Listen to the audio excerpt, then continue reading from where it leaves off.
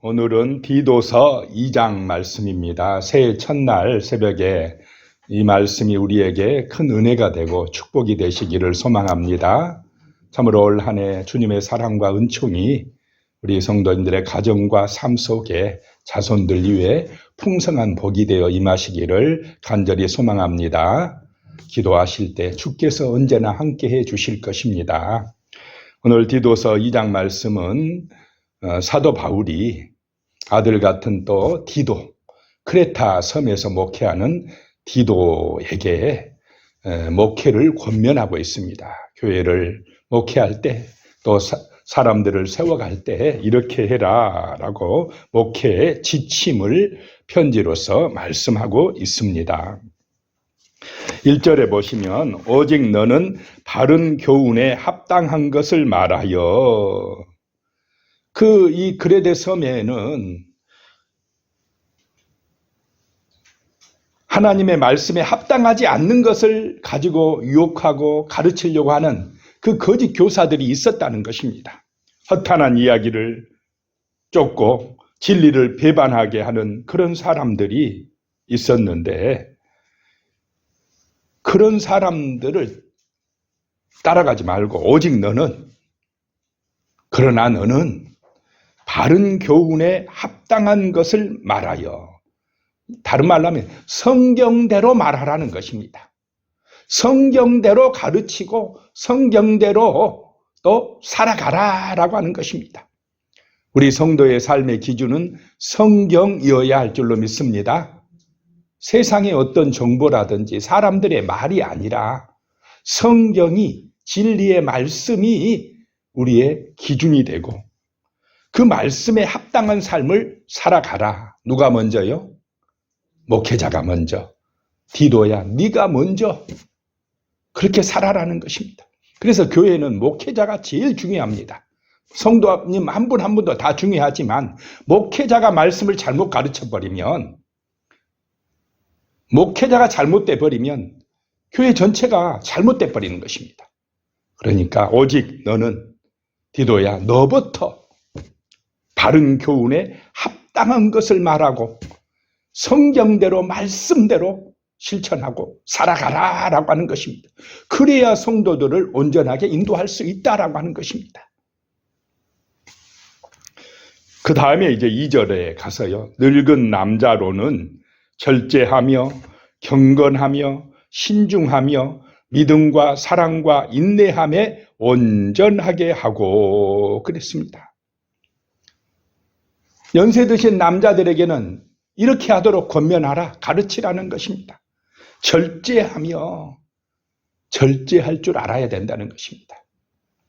특별히 이곳에는 이 당시 여기서는 포도주 같은 걸 많이 먹는 문화입니다. 술을 절제하며, 우리나라는 술을 교회 다니면 그거 안 먹게 되어 있는 문화지만 이런 데는 미국이나 이런 데 술도 먹고 그러니까 이 절제를 못해 가지고 문제가 되었다는 것입니다. 무엇이든지 절제할 줄 알아야 되는 것입니다. 세상의 문제는 또 무엇입니까? 절제할 줄을 몰라요. 좋은 것이 있다면 뭐든지 그냥 하고 싶고 갖고 싶고 하는 거. 그런 마음 속에 휘말리다 보면은, 세상 유행에 휘말리다 보면은 절제하지 못해서 문제가 되는 경우들이 많다라고 하는 것입니다. 경건하며, 성도는 경건해야 된다는 것입니다. 또 신중하며, 무슨 일을 하든지 신중하게 생각하고 기도하고 결정해서 해야지 즉흥적으로 그렇게 너무 쉽게 말하거나 행동할 때 실수가 많다라고 하는 것입니다. 그리고 믿음과 사랑과 인내함에 온전하게 하고, 늘 믿음으로 사랑으로 인내함으로 온전하게 되어 가도록, 늘 온전케 되도록 힘쓰게 하라라고 하는 것입니다. 3절에는요. 늙은 여자로는, 나이 든 여자들에게는 이와 같이 행실이 거룩하며 모함하지 말며 많은 술의 종이 되지 아니하며 선한 것을 가르치는 자들이 되고, 나이 든 여자들에게는 이렇게 하도록 해라는 것입니다. 그 행실이 거룩하도록 하라라고 하는 것입니다. 말하는 거나 행동하는 것이 정말 거룩한 삶이 되도록 힘써야 될 줄로 믿습니다. 성도니까, 거룩한 백성이니까 세상 사람들 따라가면 안 된다는 것입니다. 말하는 것도 아름다운 말을 하고 정말 진리의 말씀을 말하고 선한 것을 말하고 사람을 살리는 말을 하고 이렇게 하고 모함하지 말고 이 말 때문에 교회에 문제가 되고 상처받게 되고 그런 경우들이 많이 있지 않습니까? 그래서 말을 항상 조심하고 많은 술의 종이 되지 아니하며 이 크레타 섬에서는 이 술 때문에 문제가 많이 됐는가 봅니다. 그러니까 이 술을 지금 이야기하고 있습니다. 나이 든 여자들이 술을 그냥 많이 먹었는가 봅니다. 자, 술을 많이 먹고 술 취하면 실수가 많습니까? 적습니까? 안 드셔봐서 모르겠죠. 그런데 세상에는 지금 술판입니다. 그냥 뭐 만나면 술 먹자, 한잔 하자 막 그러면서 그렇게 가는 문화가 세상 문화입니다. 술 때문에 실수가 많아요. 문제가 많이 터지고 있다는 것입니다. 그런데 너희는 술의 종이 되면 안 된다라고 하는 것입니다. 선한 것을 가르치는 자들이 되고 나이 든 여자들은 선한 모습을 보여줘야 된다는 것입니다. 젊은이들에게 선한 것을 가르쳐야 된다는 것입니다. 그렇게 선한 것에 본이 되어주고 라고 말씀하고 있습니다. 4절에요. 그들로 젊은 여자들을 교훈하되 그 남편과 자녀를 사랑하며 젊은 여자들은 그들은 젊은 여자들을 나이 든 여자들은 젊은 여자들을 잘 교훈하는데 어떻게 교훈해야 되느냐? 그 남편과 자녀를 사랑하며 정말로 귀하고 아름다운 젊은 세댁들은 어떤 거냐? 남편과 자녀들을 사랑하는 여인이 정말 아름다운 여인인 줄로 믿습니다. 가정을 세워가야 된다는 것입니다. 그 가정이 정말 아름답고 귀하게 되도록 사랑하며 섬길 줄 아는 여인, 정말 아름답고 귀한 여인입니다. 5절에 신중하며 순전하며 집안일을 하며 선하며 자기 남편에게 복종하게 하라. 이는 하나님의 말씀이 비방을 받지 않게 하려 함이라. 자, 이런 삶을 살려면은 자기 사랑이 먼저가 아니고 이웃 사랑이 먼저가 돼야 됩니다. 하나님 사랑이 될 때 우리는 또 이웃 사랑이 되는 아름다운 삶을 살게 될 줄로 믿습니다. 그러면 하나님 사랑, 이웃 사랑이 될 때에 당연히 자기도 아름다워집니까? 그렇지 않습니까? 자기도 귀한 존재가 되어진다는 것입니다.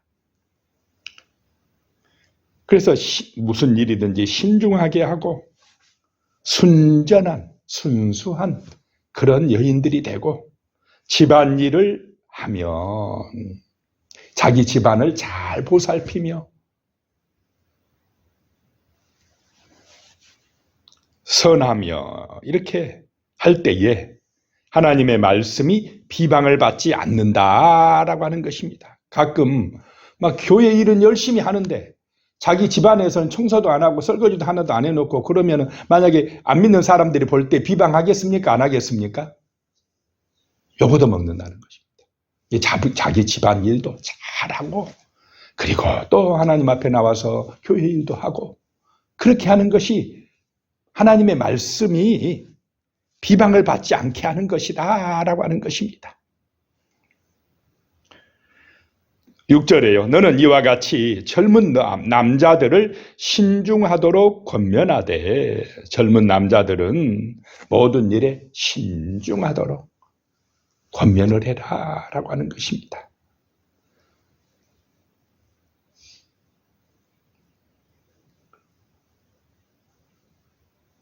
교회 안에 남녀노소가 다 있는데 정말 이 하나님 앞에서 말씀 앞에서 이런 아름답고 경건한 삶을 살도록 가르치라라고 하는 것입니다. 하나님의 말씀은 지식으로만 아는 것이 아니라 삶으로 보여주는 말씀이 되어야 할 줄로 믿습니다. 교인들은 우리가 아무리 성경 말씀 전해도 이해를 잘 합니까? 못 합니까? 세상 사람들은 잘 못해요. 그러면 세상 사람들은 우리의 무엇을 통해서 예수를 보겠습니까? 살아가는 모습, 말이나 행동하는 것을 보고는 예수가 진짜 있네, 믿어볼 만하네, 이렇게.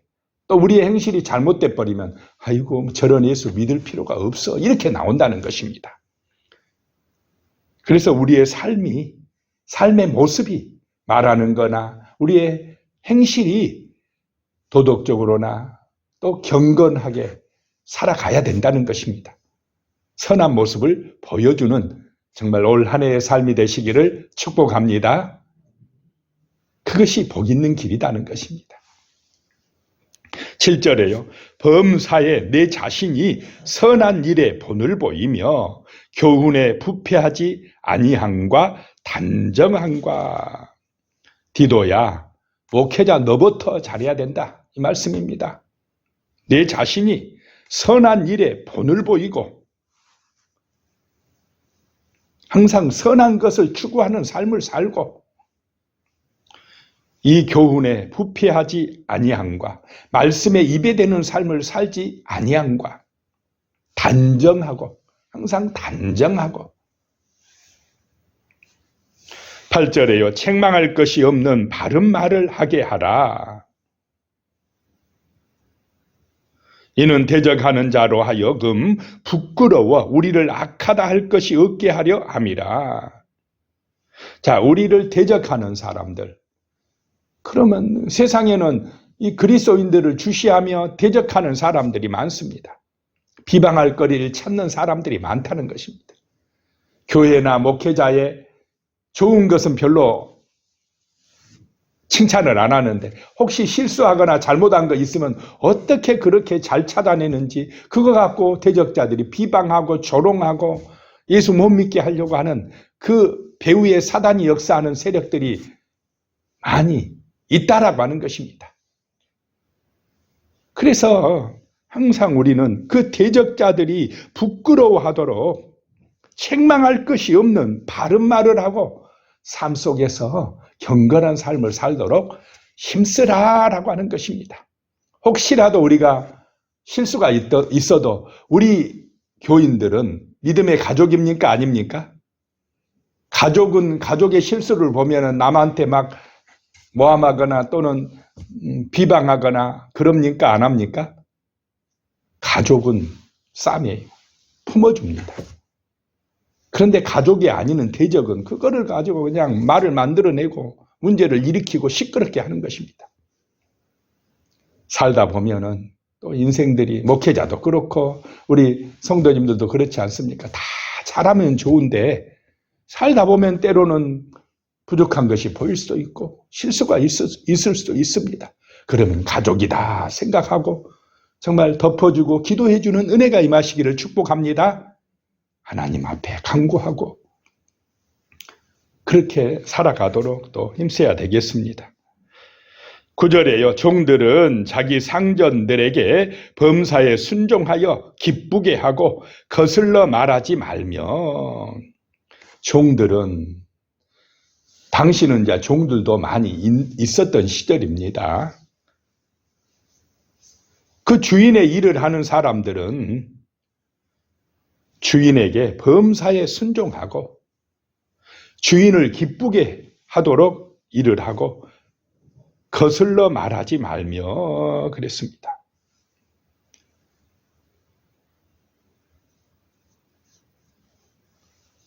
그래야 자기에게도 유익이 될 줄로 믿습니다. 그냥 주인 보는 데서만 일 한 채 하다가 주인이 없으면 그냥 농땡이 치고 적당히 해버리고 이러면은 그 주인의 마음이 얼마나 아프겠습니까? 요셉처럼 보디발의 집에 종으로 팔려갔어도 얼마나 성실하게 또 자기 책임을 다하고 믿을 수 있게 일했으면 그 보디발이 그 종으로 팔려온 요셉을 가정총무로 삼았겠습니까? 그런 자세로 주인을 기쁘게 해드리는 성실한 자세로 일하라 라고 하는 것입니다. 10절에 훔치지 말고 오히려 모든 참된 신실성을 나타내게 하라. 이는 범사에 우리 구주 하나님의 교훈을 빛나게 하려 함이라. 내가 예수 믿는 종이라면, 만약에 주인이 안 믿는다면은 더 책임감 있게 일을 해줘야 됩니까? 안 해줘야 됩니까? 해줘야 될 줄로 믿습니다. 어떤 책에서 읽어보니까 기독교인 어떤 그 단체랍니다. 그 단체가. 그래서 그 회사에서 일하는 사람들은 전부 다 기독교인들이에요. 그러면 같이 일하기가 참 좋겠죠. 그런데 그 책에서 써놓은 분은 너무너무 힘들어 죽겠다, 이렇게 써놨더라고요. 왜 그러냐? 이기적이더라 이 말입니다. 기독교인들이 그냥 자기중심적일 때가 많더라 이 말. 헌신하고 희생하는 자세가 없고 그냥 자기만 생각하고 그냥 빨리 가버리려고 하고 막 그래가지고 어떻게 막 자기가 속이 타서 죽겠다 뭐 이렇게 책을 써놓은 글을 봤어요.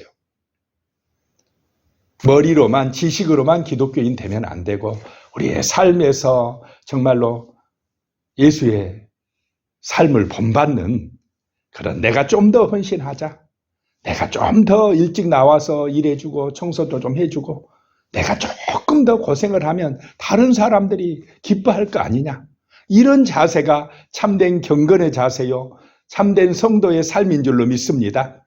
그냥 나 패널로 아마 다른 사람 힘든지 말든지 이렇게 돼버리면 그거는 참된 기독교인의 삶이 못 된다라고 하는 것입니다. 가정에서든지 직장에서든지 교회에서든지 내가 조금 희생하고 내가 조금 양보하고 그러면 다른 사람들이 또 조금 행복해진다면, 기뻐진다면 내가 그렇게 살면 얼마나 좋을까. 우리 예수님이 나를 살리려고 목숨까지 버리셨는데, 그 목숨까지 주셨는데 나는 그렇게는 못한다 할지라도 작은 사랑을 실천해 나가는 그런 정말 자세로 한번 살아보자. 이런 은혜가 올 한 해 우리의 마음속에 충만하여서 우리의 표어대로 예수님으로 충만해지는 그런 한 해가 되시기를 소망합니다.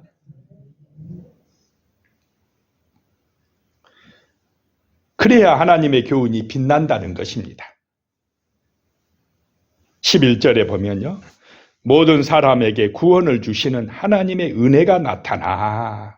모든 사람에게 구원을 주시는 하나님의 은혜가 나타났다는 것입니다. 그 은혜로 충만하시기 바랍니다.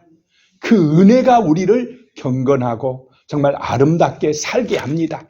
내 힘으로 되는 것이 아닙니다. 성령의 은혜가 나를 그렇게 살게 합니다. 그 은혜가 12절입니다. 우리를 양육하시되 경건하지 않은 것과 이 세상 정욕을 다 버리고 신중함과 의로움과 경건함으로 이 세상에 살게 하고, 그 하나님의 은혜가, 성령의 능력이 우리를 양육하신다는 것입니다. 날마다 우리의 목자 되신 예수의 은혜가 우리를 이끌어가는 그런 삶이 되시기를 축복합니다. 그 은혜가 우리를 양육해서 경건하지 않는 것, 세상 정욕을 다 버리게 한다는 것입니다. 쫓아가지 않게 한다는 것입니다. 그 은혜가 우리를 신중하게 하고 의롭게 하고 경건하게 이 세상에서 살게 하신다라고 하는 것입니다. 그리고 13절에 복스러운 소망과 우리의 크신 하나님 구주 예수 그리스도의 영광이 나타나심을 기다리게 하셨으니, 그 하나님의 은혜가 또한 이 복스러운 소망을 가지고 살게 하신다는 것입니다. 우리의 복스러운 소망, 복된 소망이 무엇이냐? 우리의 크신 하나님 구주 예수 그리스도의 영광이 나타나심을 기다리게 하는 것이다. 우리의 복된 소망은 우리의 하나님 주 예수님께서 다시 오실 그날 재림의 날을 소망하는 것인 줄로 믿으시기 바랍니다. 주님 소망하며 주님의 오심을 소망하며 살아가는 삶이 복스러운 소망이다라고 하는 것입니다. 세상 사람에게는 이런 소망이 없습니다. 주님 오시는 그날 하늘의 혼인잔치에 참여하여서 신령한 부활이 되어서 영원한 새 하늘과 새 땅에 들어간다는 천국의 소망이 세상 사람에게는 없습니다. 그러나 우리에게는 있다는 것입니다. 그 복된 소망, 복스러운 소망이 우리를 경건하게 살게 하고 세상을 아름답게 살게 하고 이 땅 가운데서 인내하고 승리하게 만들어 주신다라고 하는 것입니다. 14절에 예수가 우리를 대신하여 자신을 주심은 모든 불법에서 우리를 속량하시고 우리를 깨끗하게 하사 선한 일을 열심히 하는 자기 백성이 되게 하려 하심이라. 14절 말씀이 구원의 목적을 말씀하고 있습니다. 예수님이 우리를 대신해서 자신을 주셔서 목숨을 바치셔서 모든 불법에서 모든 허물과 죄에서 우리를 속량해 주신 목적은 우리를 깨끗하게 해서 선한 일을 열심히 하는 자기 백성, 하나님의 백성을 삼고자 합니다 라고 하는 것입니다. 그래서 우리는 예수의 능력으로 그 크신 은혜를 받아서 올해도 하나님의 백성이 되어 선한 일에 열심을 내는 은혜가 임하시기를 축복합니다. 가정에서도 선한 일을, 교회에서도 선한 일을, 직장이나 우리의 삶의 일터에서도 선한 일을 통해서 예수의 영광을 나타내시는 복된 올 한 해 2024년이 되시기를 예수님의 이름으로 축복합니다. 기도하시겠습니다. 하나님 아버지, 참으로 하나님께서 우리를 불러주셨습니다. 자기 백성 삼아주시었습니다. 예수의 그 목숨값으로 우리를 속량해 주시고 깨끗하게 해주시고 복스러운 소망, 주 예수의 다시 오실 그날을 소망하며 살아가게 하셨습니다. 하나님 아버지, 그러므로 우리는 이 땅의 삶을 경건하게 살게 하시고 선한 일에 열심을 내는 그런 아름답고 귀한 삶을 살아내서 하나님의 영광을 드러내는 귀한 올 한 해가 될 수 있도록 축복하여 주시옵소서. 예수님의 이름으로 간절히 기도드리오며 이제는 우리 주 예수 그리스도의 은혜와 하나님 아버지의 무한하신 사랑과 성령님의 교통하시고 함께해 주시는 놀라운 은혜가 2024년을 시작하는 새해 첫날 새벽에 이렇게 하나님의 성전에 나와 간절히 기도하는 귀한 우리 성도님들 머리 위에, 이 말씀을 듣는 모든 성도님들의 머리 위에, 가족들과 자손들 위에